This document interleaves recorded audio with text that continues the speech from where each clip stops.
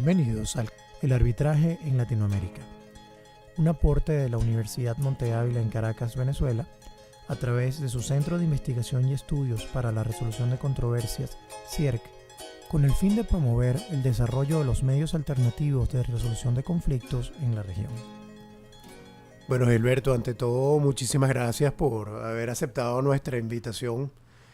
Para nosotros es siempre un placer que puedas colaborar en estos aspectos académicos.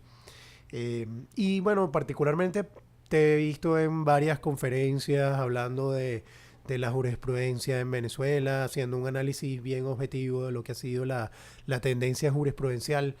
Y me pareció que, oye, sería ideal poder conversar contigo sobre estos temas, que tienes tanto conocimiento de cuál ha sido el desarrollo de la jurisprudencia y dónde estamos parados ahora en Venezuela. De hecho, la gran pregunta que muchos se hacen es ¿qué pueden esperar unas partes en Venezuela, unas empresas que incluyen acuerdos de arbitraje en sus convenios? ¿Verdaderamente Venezuela es vista como un foro amigable para el arbitraje? ¿Verdaderamente podemos decir que en Venezuela sería eficiente y efectivo un arbitraje, sobre todo pensando en una eventual ejecución del laudo o medidas cautelares? ¿Cuál es tu visión al respecto? ¿Qué podrías decirnos del avance de la jurisprudencia en este sentido? Bueno, muchísimas gracias, Pedro, por esta invitación para compartir algunas ideas contigo. Indudablemente que Venezuela, un país latinoamericano que está, digamos, en medios alternativos y en materia de arbitraje, pues apenas en sus primeros pasos. Inicialmente hay una tensión natural frente al poder judicial, pero no obstante, yo creo que ya ha habido pasos muy serios a nivel jurisprudencial que postulan o apuntan a que empecemos a ver a Venezuela de otra manera, como un foro amigable al arbitraje. En primer lugar, para tener una visión general de dónde está parada Venezuela, debemos un poco refrescar que Venezuela ha suscrito y ratificado la gran cantidad de tratados que son importantes para garantizar la operatividad del arbitraje, principalmente, por supuesto, el Tratado de Nueva York sobre reconocimiento y ejecución de laudos arbitrales, la Convención Interamericana en materia de arbitraje, tiene una ley de arbitraje comercial del año 93, que por supuesto está inspirada en la ley UNCITRAL, eso digamos a nivel jurídico formal. Pero a nivel jurisprudencial, pues afortunadamente ha venido una tendencia muy reciente, desde el año 2007, 2008 y en los últimos 2 años, orientada a reconocer los pilares fundamentales que garantizan la sana operatividad del arbitraje, el reconocimiento jurisprudencial del principio competence, el principio de la separabilidad e inclusive el reconocimiento del poder, el reconocimiento de que es posible ser sometido a arbitraje, inclusive materias que clásicamente se consideran como sometidas a una legislación especial o el principio tuitivo, como materia de arrendamientos, materia laboral. Es decir, que hay una tendencia al sol de hoy en Venezuela orientada a promover la operatividad. Hay muchísimos otros problemas que podemos abordar. ¿Qué pueden esperar las partes que planifiquen una cláusula de conflicto, un compromiso arbitral en un contrato? En cuanto a la operatividad, tenemos que tener claro que clásicamente en Venezuela, cuando alguna parte quería hacer valer a la hora de un conflicto una cláusula de arbitraje, se encontraba con el riesgo de encontrar que la otra parte que no ha sido leal en honrar ese compromiso de la cláusula arbitral, acudía a la vía judicial. Y ya una vez en vía judicial, la parte que quería hacer valer el compromiso arbitral se encontraba con una pared que consistía en que los tribunales corrían a declarar su jurisdicción y eso se sometía a una consulta especial a la Sala Político-Administrativa del Tribunal Supremo.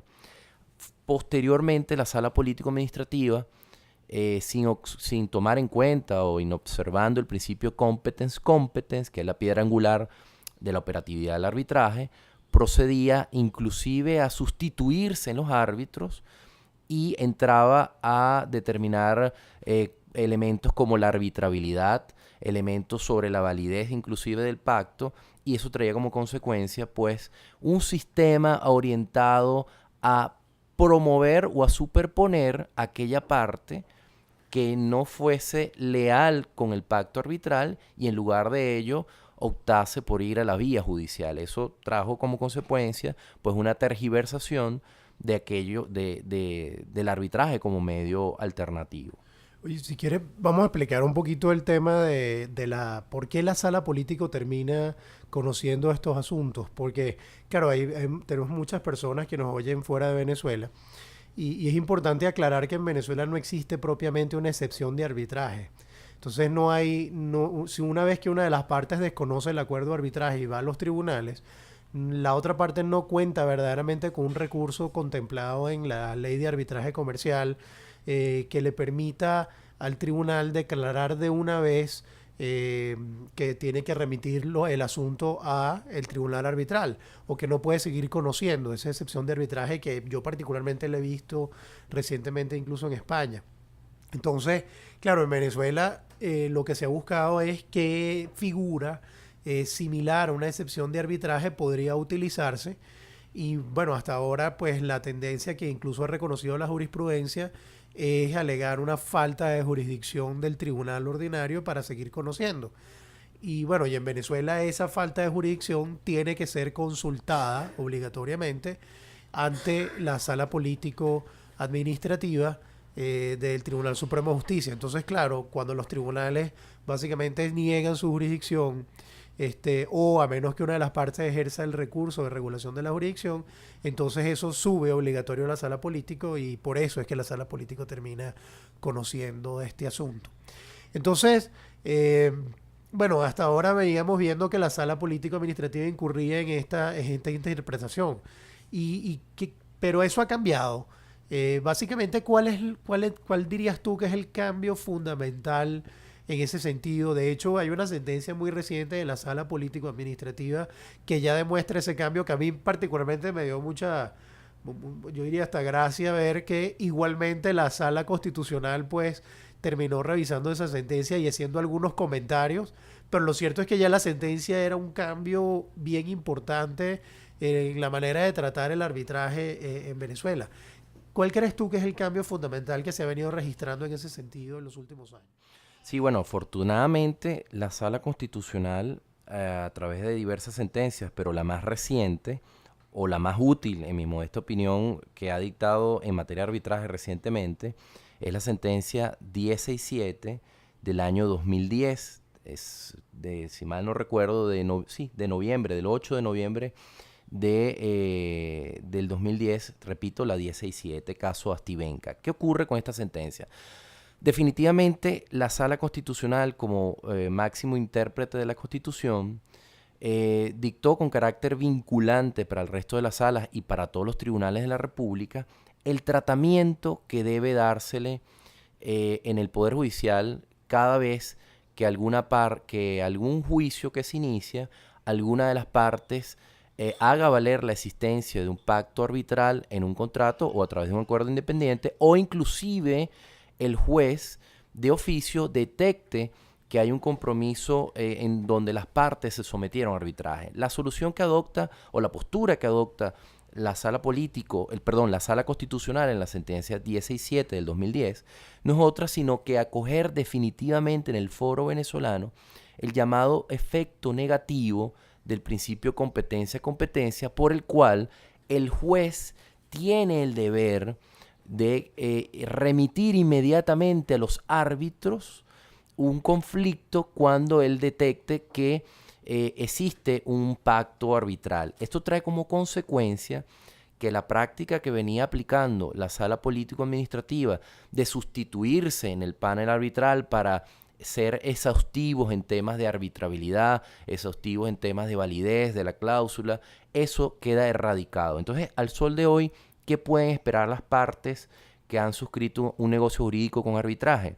El que saben que si alguna parte no honra ese compromiso arbitral y opta por ir a la vía judicial, ese tribunal que conozca de la causa está vinculado por esta sentencia 17 y debe remitir inmediatamente la causa al centro de arbitraje seleccionado. Pero inclusive esa sentencia 17 trae otra ventaja del punto de vista de la operatividad y de estimular a las partes a que honren sus compromisos arbitrales, que es que una de las carencias muy pocas de las carencias que adolecía el arbitraje era que, a diferencia de la vía judicial, los árbitros no están preconstituidos a la espera de poder tramitar una pretensión cautelar. Para nadie es un secreto que antes de que se produzca un juicio o una solicitud de arbitraje, alguna de las partes puede tener la necesidad de obtener una medida cautelar. Bueno, resulta que con esta sentencia 167 se erradica ese falso paradigma que consistía en que si la parte optaba por ir a la vía judicial para obtener una medida cautelar antes de la constitución del panel arbitral, se producía lo que la Sala Político-Administrativa rotulaba como una renuncia tácita al pacto.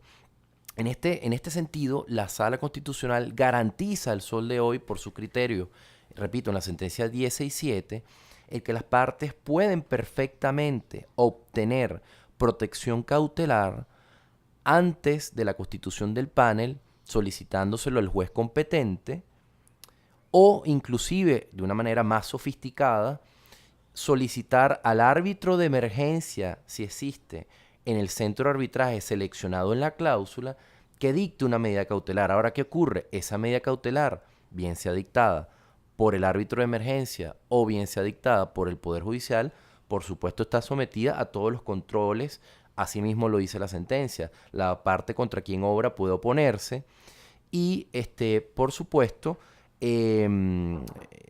exige la misma sentencia un laxo perentorio para que esa solicitud no se constituya en un abuso de derecho. Ahora, disculpa que te interrumpa porque hay dos cosas bien interesantes aquí que creo que vale la pena comentar. El primero es sobre el efecto negativo del acuerdo de arbitraje, donde básicamente el tribunal debería ya declinar su conocimiento del asunto y enviar la causa al tribunal arbitral. ¿En qué momento lo debe hacer el tribunal? Apenas se introduce la demanda que está basada en un contrato que claramente tiene un acuerdo de arbitraje, o digamos que es un acuerdo de arbitraje que está celebrado de forma independiente, pero que consta en los autos. ¿El tribunal debe negar la admisión de la demanda o se trata de un efecto negativo que, digamos, valga la redundancia, surte efecto cuando la otra parte alega la validez del acuerdo de arbitraje? ¿En qué momento, no sé si la sentencia lo aclara específicamente, pero cuál es tu visión de en qué momento debería el tribunal efectivamente hacer valer ese efecto negativo del acuerdo de arbitraje? Excelente pregunta, Pedro. Uno, cuando lee la sentencia de 67 observa que la sentencia, para justificar la postura en el foro venezolano, no se asiste única y exclusivamente de una postura que le pareció en base a una corriente de la doctrina, sino que se asiste de textos normativos que le son vinculantes, particularmente pues la Convención de Nueva York, que es ley de la República por haber sido aprobada por, valga la redundancia, por ley aprobatoria, y por el texto de la ley modelo uncitral, que si bien no tiene la naturaleza jurídica de un tratado, sí es un texto que inspiró a la ley de arbitraje comercial venezolana, no obstante de que esta solución no fue transpuesta, si es que vale el término, directamente de la ley modelo a la ley de arbitraje. En todo caso, no hay un laxo exclusivo o una oportunidad exclusiva o preclusiva en la cual el tribunal que conozca de una pretensión judicial tenga el deber de remitir la causa a los árbitros. La solución que adopta la sentencia de 17, inspirada en los textos que ya mencioné, es que apenas tenga conocimiento, tiene el deber de remitir inmediatamente. Y eso tiene una explicación hermenéutica o teleológica, que es que por la tutela judicial efectiva y por honrar los compromisos tal como fueron pactados, la dilación en esa remisión va a ser más costosa y más gravosa, la lo que por justicia le corresponde a las partes que sea resuelto por su juez natural, que es el árbitro. Y hay otro elemento muy importante, independientemente de la postura que uno acoja en el foro, si en Venezuela el problema de la operatividad del arbitraje frente al Poder Judicial es un problema de jurisdicción o de competencia, pareciera que en el foro venezolano y a nivel jurisprudencial se mantiene el tratamiento como un problema de jurisdicción. Si es un problema de jurisdicción, la jurisdicción ha sido calificada en nuestro foro como de orden público y al ser de orden público, debe el juez proveer de la misma en todo estado y grado del proceso, de manera tal que no veo un obstáculo de que aún inclusive en fase previa a la admisión el juez pueda realizarlo. Antes o después de la admisión sería una oportunidad fantástica porque condicionar ese deber de remisión al cumplimiento del efecto negativo del principio de competencia sería de alguna manera afectar los derechos de la parte que, honrando su palabra en una cláusula de arbitraje, pues pactó someterse a un arbitraje. Sí, fíjate que, bueno, a mí yo coincido totalmente contigo. Si la visión es que lo que hay es una falta de jurisdicción, pues no hay ningún obstáculo para que el tribunal lo declare de antemano, sin esperar que la parte, digamos, demandada en este caso pueda aparecer en el proceso. Claro, yo tengo mis diferencias ahí. De hecho, creo que más adelante sería interesante tener una conversación sobre si verdaderamente se trata de un problema de jurisdicción o no. Porque yo siempre he pensado también que el demandado debería tener la oportunidad al menos de demostrar si quiere renunciar tácitamente o no al arbitraje. Entonces, si él ha decidido renunciar al arbitraje y no opone la cuestión previa y sigue adelante, eso es perfectamente válido. Ahora, si el tribunal de antemano declara su falta de jurisdicción, que lo puede hacer si determinamos que el problema es de jurisdicción, le estás impidiendo al demandado que lo haga.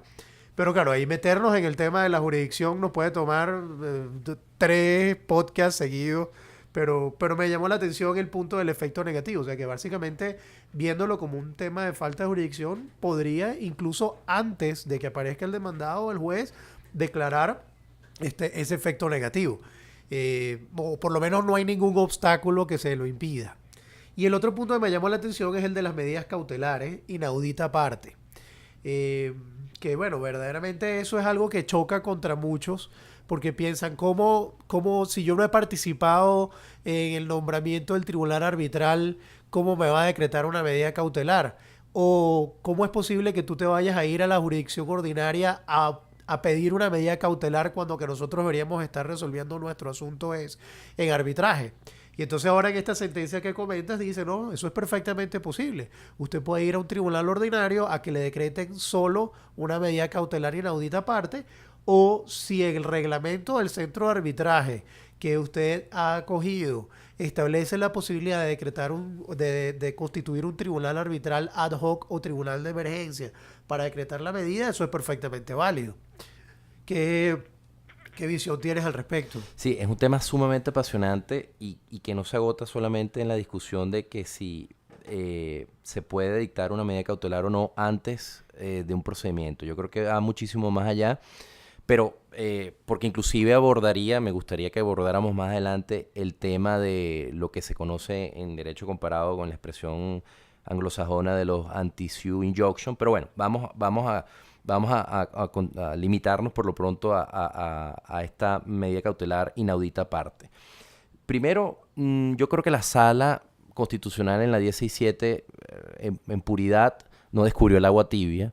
A nivel comparado, pues en muchos sistemas existe la posibilidad de dictar medidas cautelares antes de la constitución del panel, sin que ello signifique una renuncia tácita al pacto arbitral. Es decir, el hecho de yo ir a un tribunal ordinario que está constituido todos los días a obtener una protección cautelar que los árbitros no me pueden dar porque no están constituidos aún, porque un árbitro se puede excusar, porque llamar a la otra parte para que venga y nombre su árbitro también toma tiempo. Es decir, hay un principio general en el derecho de que el transcurso del tiempo no puede ir en contra de quien tiene la razón.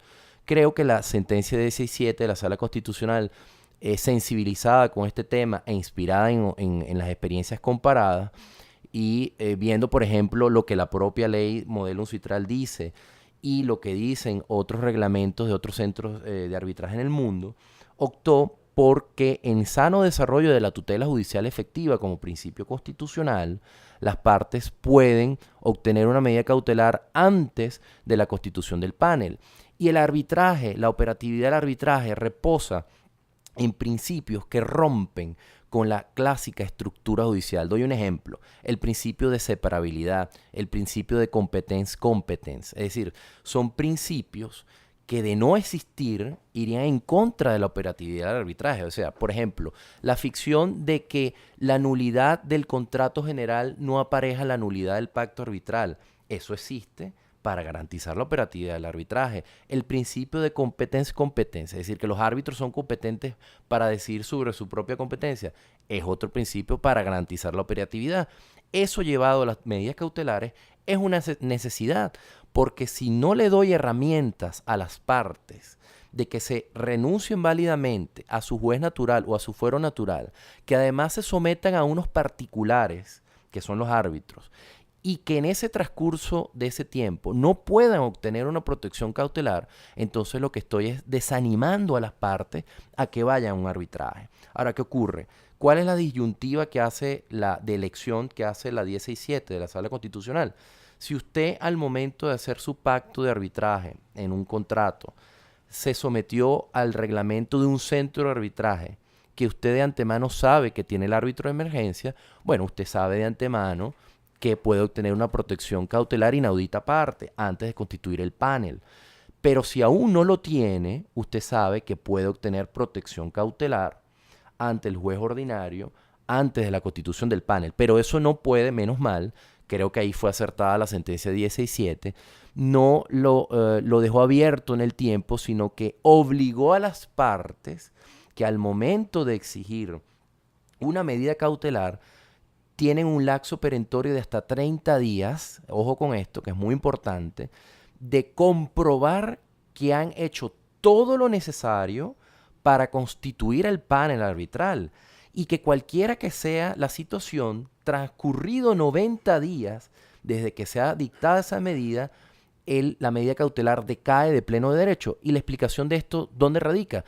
En que la misma sentencia dice: el deber ser es que una vez constituido el panel revoque la medida, amplíe la medida o modifique la medida. ¿Por qué?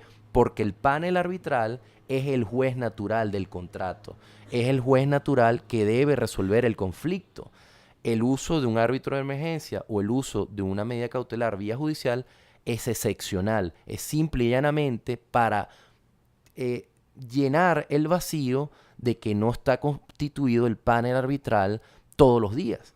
Si tú tienes una causa judicial, tú puedes, desde el mismo momento que interpones la demanda, puedes tener protección cautelar.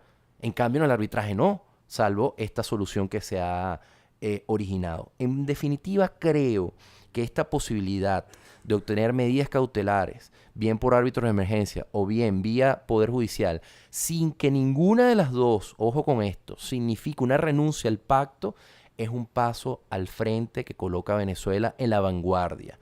También hay otro elemento muy importante, que si nosotros, o sea, si el sistema o el foro venezolano da herramientas orientadas a garantizar la operatividad del arbitraje, entiéndase bien, ya no va a haber el incómodo o excesivo control del pacto arbitral vía regulación de la jurisdicción sala político, en primer lugar. Y si en segundo lugar le vamos a dar la posibilidad de obtener protección cautelar, en la práctica va a ser la parte que honre su pacto arbitral, va a tener muchísimas herramientas para soportar el embate que significa que su contraparte, en lugar de honrar el pacto arbitral, haya ido a la jurisdicción ordinaria. ¿Cómo lo puede enfrentar? Porque si la otra parte va a la jurisdicción ordinaria, no cumpliendo con su palabra en una cláusula de arbitraje, la parte que sí quiera puede obtener una medida cautelar, sabe que la regulación de la jurisdicción va a ser o debe ser la remisión inmediata al panel, es decir, va a tener herramientas para defenderse, para lograr la operatividad de su pacto arbitral e inclusive no va a tener la necesidad de pedirle al panel arbitral que emita un tema que excede el tiempo que tenemos aquí pautado, pero no por eso deja de ser importante, que es las llamadas medidas cautelares de prohibición de inicio o de continuación de procesos paralelos, mejor conocido como anti-sue injunctions. Ahora, ¿cómo es la oposición a la medida allí? Entiendo que la sentencia pues aclara que pues le garantiza todo el ejercicio del derecho a la defensa a aquel que es víctima de la medida cautelar, por llamarlo de alguna manera, aquel que se ve afectado con la medida. Ahora, no hay todavía un tribunal arbitral. He visto, bueno, en Venezuela el único reglamento que por el momento establece lo del tribunal ad hoc es el reglamento del SETCA, y el SETCA tiene establecido que ese mismo tribunal de emergencia es el que resuelve la oposición. Pero, ¿cómo ocurriría en el caso de ir al tribunal ordinario? ¿Quién resuelve esa oposición? Excelente pregunta, Pedro. Al ser un juez ordinario que conoce excepcionalmente de esta pretensión cautelar antes de la constitución del panel, pues debe seguir los requisitos y los extremos que le vinculan. ¿Cuáles son? Los del Código de Procedimiento Civil, que exige que para dictar medidas cautelares debe verificar el cumplimiento de la apariencia de buen derecho o el peligro en la mora, y además debe aplicar las normas del Código de Procedimiento Civil, que tiene todo un catálogo de supuestos aplicables para el momento en que alguna parte le peticione una medida cautelar. Y una vez dictada, pues si la parte contra quien obra la medida se quiere oponer, debe aplicar las disposiciones del artículo 602 del Código de Procedimiento Civil, que regulan la oposición a las medidas cautelares. Y de esa situación, pues el juez que conozca de esta incidencia debe observar también, y así las partes, los rigores y los condicionantes que están en la sentencia 1067. ¿Cuáles son? Como comenté, la parte debe de demostrar al juez al que se le peticiona la medida cautelar que ha instado al centro de arbitraje pactado en el contrato para que se constituya el panel. Y tiene 30 días para hacer esa situación. Pero indistintamente de que se haya constituido o no el panel, indistintamente de que se haya ejecutado o no la medida, cualquiera que sea el supuesto, a los 90 días fenece esa situación. También hay otra alternativa al momento de la oposición a la medida, que es que en base al 590 del CPC, la parte contra quien obra la medida puede sustituir el mecanismo para garantizar las resultas del juicio. Es decir, aquí no hay nada extraño. Es decir, el juez ordinario que conozca de esta pretensión está obligado a aplicar la legislación adjetiva que le vincula, que no es otra sino el Código de Procedimiento Civil. Por supuesto, esta decisión es susceptible de apelación. Lo que pasa es que desde el punto de vista práctico, si la parte que peticiona la medida obra en sana lid, obra de buena fe y cumple con sus cargas dentro del laxo,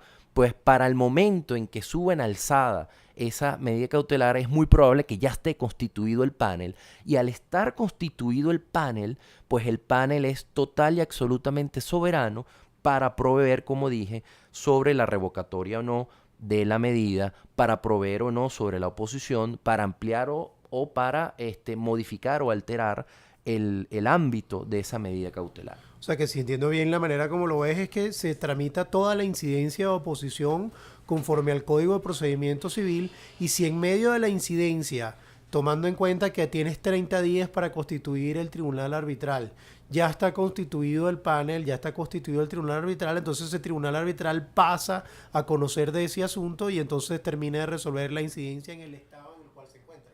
Totalmente cierto. Tal como lo dice la sentencia 1067, esa posibilidad de medidas cautelares es totalmente excepcional y provisional. Es decir, una vez constituido el panel arbitral, que es el juez natural, debe ser ese y no otro quien decida sobre la incidencia que se genera con ocasión a la medida cautelar. E inclusive, claro, en el caso del árbitro de emergencia, pues es más claro la situación. ¿Por qué? Porque el propio reglamento estatuye o regula el modo de proceder de ese árbitro y estatuye cómo ese árbitro debe luego referir la causa al panel ya constituido. Hay una consecuencia práctica en todo esto. Es indudable que como consecuencia de esta decisión va a haber una tendencia natural en que al momento de hacer el drafting, es decir, al momento de hacer el borrador de la cláusula de arbitraje, la tendencia natural de las partes va a ser en optar por centros de arbitraje que tengan árbitros de emergencia. Claro, está más claro el escenario y se presta menos interpretación. Claro, yo lo veo, yo también lo veo así porque, bueno, lo cierto es que es muy interesante que la sala diga que todo el trámite de la oposición a la medida se puede llevar a cabo en el tribunal ordinario sin que ello implique una renuncia al acuerdo de arbitraje. Eso es un avance impresionante. Fundamental. Pero aún así, por supuesto, eso genera cierta incertidumbre que si bien está claro en la sentencia, habría que verlo en la práctica y eso te lo quitas de encima con un acuerdo de arbitraje que contemple un reglamento donde ya eso esté regulado. Quizás sería una vía mucho más clara, pero no por eso deja de ser la única, que eso es lo más interesante de esta sentencia, que si no la tienes puedes acudir a un tribunal ordinario a solicitarlo. Claro, no olvidemos que hay un porcentaje no mayor, pero no por eso deja de ser importante, de arbitrajes independientes, es decir, aquellos arbitrajes ad hoc donde las partes no han optado por un arbitraje institucional. Y obviamente me parece muy sensato que la Sala Constitucional no haya perdido de vista esa porción de arbitraje posible. Creo que también hay otro elemento importante que hay que tomar en cuenta cuando se habla de este tema de las medidas cautelares, es que las medidas cautelares antes de que se constituya un proceso no son extrañas en nuestro foro. En materia de propiedad intelectual existe, en materia de marítima existe, inclusive en materia de tierras existe. Es decir, no hay que... ocurren abusos, para nadie es un secreto, por supuesto, pero el abuso podemos identificarlo en los sujetos, en las personas, no en las figuras jurídicas y menos en las figuras procesales. Es decir, yo creo que lo que hay que es planificarse muy bien como abogado in-house en una compañía, como asesor en una firma cuando se esté asesorando a un cliente. Es decir, tratar de planificar lo mejor posible el medio alternativo, en este caso el arbitraje, y saber de antemano inclusive cuál va a ser la posición que potencialmente su cliente va a asumir en caso de que algo salga mal en un contrato. Es decir, claro que eso es lo que demuestra lo fundamental del análisis del acuerdo de arbitraje, que como incluso en podcasts anteriores lo han mencionado, que tiende a ser una cláusula que cuando estás redactando el contrato a las 2 de la mañana trasnochado incluyes en el acuerdo. Y resulta que surgen toda esta cantidad de elementos que te hacen pensar que tienes que tomar muy en cuenta cuál sería el procedimiento de resolución de conflictos en definitiva. Pedro, tú has dado en el clavo. Uno de los dramas, y uno no se cansa de ver cláusulas patológicas. Uno de los dramas de las negociaciones es que ya cuando las partes han alcanzado las condiciones generales de la contratación, solo así es que se llama al especialista de arbitraje para que, como toca decir, a las 2 de la mañana o horas antes de ir a la notaría a autenticar el documento, pues saque una jeringa de un maletín e inyecte una cláusula modelo de arbitraje a un pacto, a un contrato. Nada más incorrecto, porque precisamente si estamos hablando de una negociación sofisticada o que al menos tenga un nivel de planificación, pues exige que quienes estén involucrados con las condiciones generales tengan claro no solamente el conocimiento de la contraparte, que potencialmente van a ir a juicio o no, sino también de las condiciones generales del contrato para conocer qué tipo de conflictos se pueden dar. Y en base al tipo de conflicto, hay unos conflictos que van a exigir mayor experticia técnica, hay otros conflictos que van a estar sometidos más a conflictos de interpretación.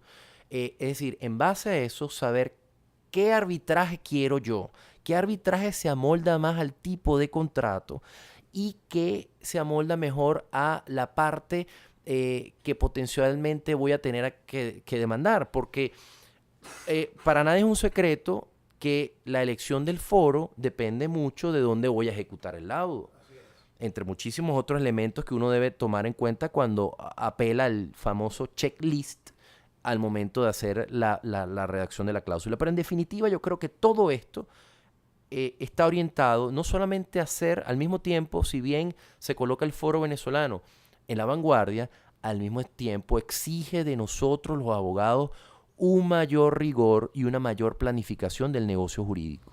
Así es. Hay dos punticos que ya que en aras del tiempo me gustaría hablar. Hay uno que es muy importante, que tiene que ver con el amparo constitucional. En los foros, sobre todo latinoamericanos, se analiza mucho el tema de posibles recursos constitucionales, que en cada país pues tiene su nombre. En Venezuela es el amparo constitucional, para tratar de atacar el arbitraje o en todo caso suspenderlo, y de esta manera pues tratar de quitarle a los árbitros esa posibilidad de seguir avanzando con un procedimiento que por supuesto es mucho más expedito y podría resolverse en muy poco tiempo. Sin embargo, esta sentencia, la tendencia no solo de la Sala Constitucional, sino ya de la propia Sala Político en decisiones más recientes, es determinar que el amparo es inadmisible. ¿Nos podría hablar exactamente qué es lo que ha dicho la jurisprudencia sobre este punto del amparo constitucional? Sí, Pedro, afortunadamente Venezuela, que no escapa a otros países latinoamericanos, y bueno, qué mejor ejemplo que México, por ejemplo, afortunadamente en materia de arbitraje la jurisprudencia no ha vacilado recientemente en negar la sustitución de los remedios naturales judiciales para atacar los pactos arbitrales por el uso del amparo. Más concretamente me refiero a la sentencia 1541 del 2008, la sentencia 462 del 2010 y la sentencia 1067 del 2010 de la Sala Constitucional. Todas son contestes en afirmar que todo aquel amparo que pretenda sustituir el recurso de nulidad para enervar los efectos de un laudo arbitral debe ser declarado inadmisible. Pero además hay otra acotación fundamental. Salta a la vista o salta a la palestra una pregunta.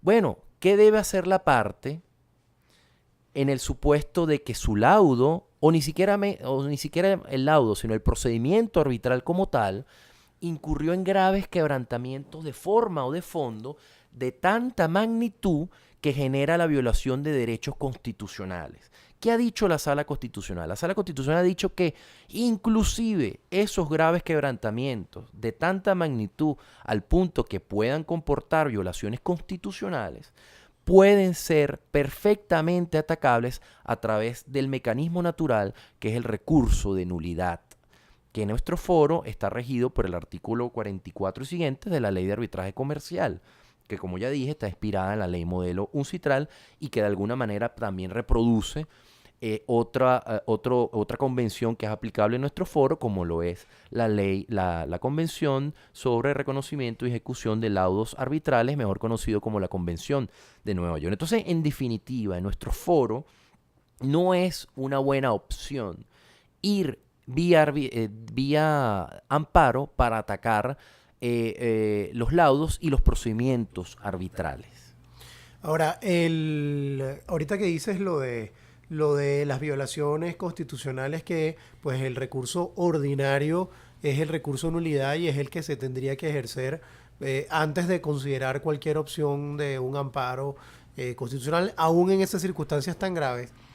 Quizá en días pasados yo estuve involucrado en un caso donde se discutía si eso también aplicaba al laudo interlocutorio donde se decretara una medida cautelar, donde, bueno, básicamente el recurso de nulidad en Venezuela no distingue entre laudos interlocutorios y laudo definitivo, pero eso es una discusión que está en la mesa, que podríamos también estar dos podcasts analizando. Así es, Pedro, es un tema apasionante y yo creo que ni siquiera resuelto a nivel comparado. Hay dos sistemas, por ejemplo, el francés, donde se admite el control inmediato de los laudos interlocutorios. Claro, yo soy de los que piensa que si un laudo interlocutorio pone fin al proceso, pues inmediatamente puede ser atacado a través de una nulidad. Ahora, de una manera apresurada, en este momento y en la fecha del día de hoy, o al sol de hoy, yo soy de los que piensa... Que estamos a 20 de junio. Que estamos a 20 de junio del 2011. Soy de los que piensa que un laudo interlocutorio o parcial debería ser atacado, si es susceptible de ello, ¿ok? Junto con el laudo definitivo. ¿Por qué? Porque el laudo definitivo podría eventualmente corregir algún exceso que, esto es muy casuístico, porque por lo general los laudos interlocutorios tienden a ser a laudos de impulso procesal, salvo que se refieran, por ejemplo, a una medida cautelar, entre otros ejemplos, ¿no? O que resuelvan una recusación o una situación como esta. Pero al sol de hoy soy de los que piensa que, salvo que pongan fin al proceso, los laudos interlocutorios pueden ser resueltos a través del laudo definitivo y posteriormente a través del recurso de nulidad.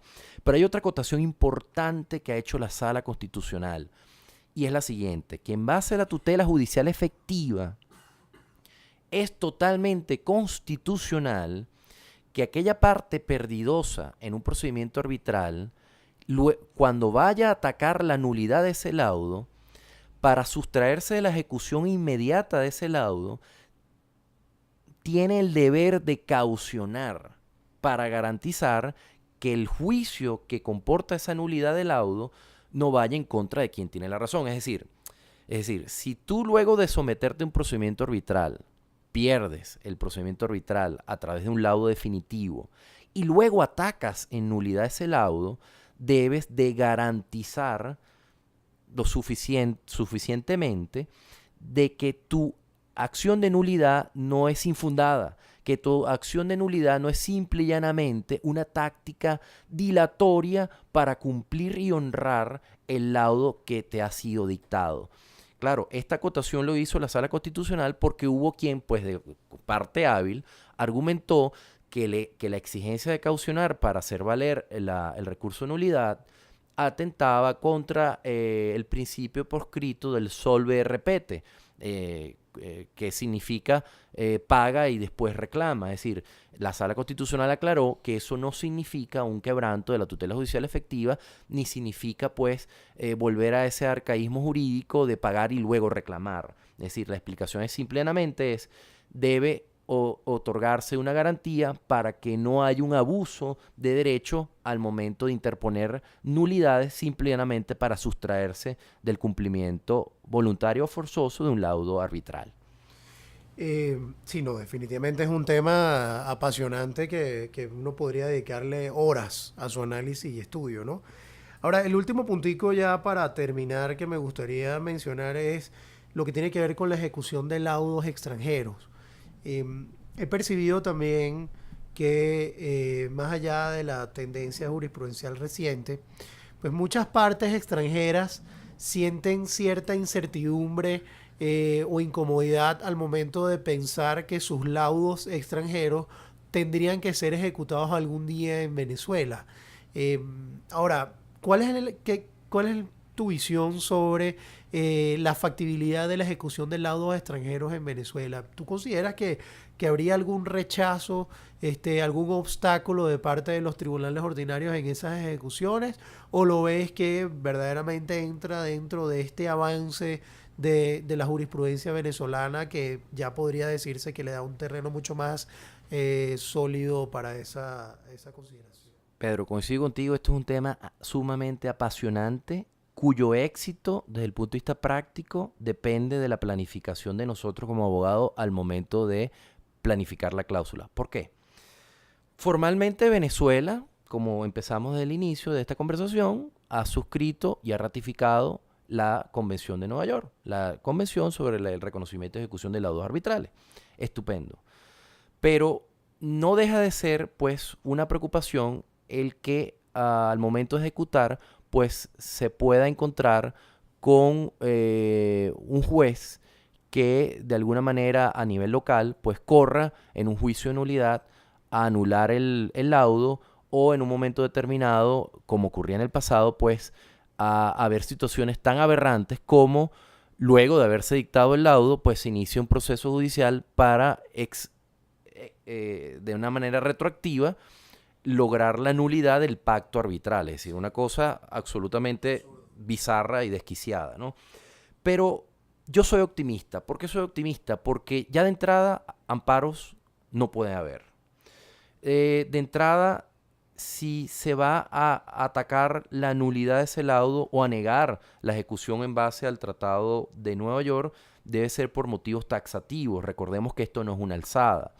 Y en tercer lugar, un poco la conciencia en el foro de que, es decir, a reconocer y a respetar la especificidad del arbitraje. Ahora, desde el punto de vista práctico, yo soy de los que piensan, no solamente Venezuela, Colombia, la India, Francia, España o Estados Unidos, yo soy de los que piensa, desde el punto de vista práctico, que si se ha generado una incidencia judicial o un juicio, mejor dicho, en algún lugar donde yo sé que a posteriori voy a ejecutar, yo debo ser lo suficientemente precavido de participar y actuar en esa causa judicial. Me explico. Imaginemos que hay un procedimiento arbitral instaurado y paralelamente hay una causa judicial en un país, en un foro X, donde yo sé que potencialmente voy a pretender ejecutar el laudo que es producto de este procedimiento arbitral que se ha iniciado. Yo debo ser lo suficientemente precavido para hacer valer las defensas de mi cliente en esa causa judicial paralela. ¿Por qué? Porque de poco me sirve haber ganado el procedimiento arbitral para luego hacer valer un laudo en un foro donde a lo mejor ya yo cuento con una sentencia donde se ha, por ejemplo, desconocido la arbitrabilidad de la cláusula o inclusive se ha llegado al extremo de declarar su nulidad. Entonces, claro, no es abandonar la causa pensando que simplemente no aplica porque yo estoy en el arbitraje, sino que yo debería aparecerme allí y ejercer también las defensas pertinentes, porque si no nos encontramos con laudo y sentencia y eso nos complica la realidad. Lo queramos o no, caemos en un tema también muy apasionante de la famosa ejecución del laudo anulado. Eso excede, no tenemos tiempo para hablar sobre eso, pero sí la moraleja para aquellas personas, aquellos abogados internos, in-house o inclusive que estén asesorando en firmas a clientes, qué importante no solamente es la sana aplicación o proyectar en el tiempo los conflictos que puedan ocurrir para saber qué cláusula de arbitraje mejor me conviene para mi cliente, sino también algo muy importante, dónde potencialmente voy a ejecutar el laudo en caso que me toque ir a arbitraje, en caso que me toque pelear un arbitraje y en caso que me toque ejecutar.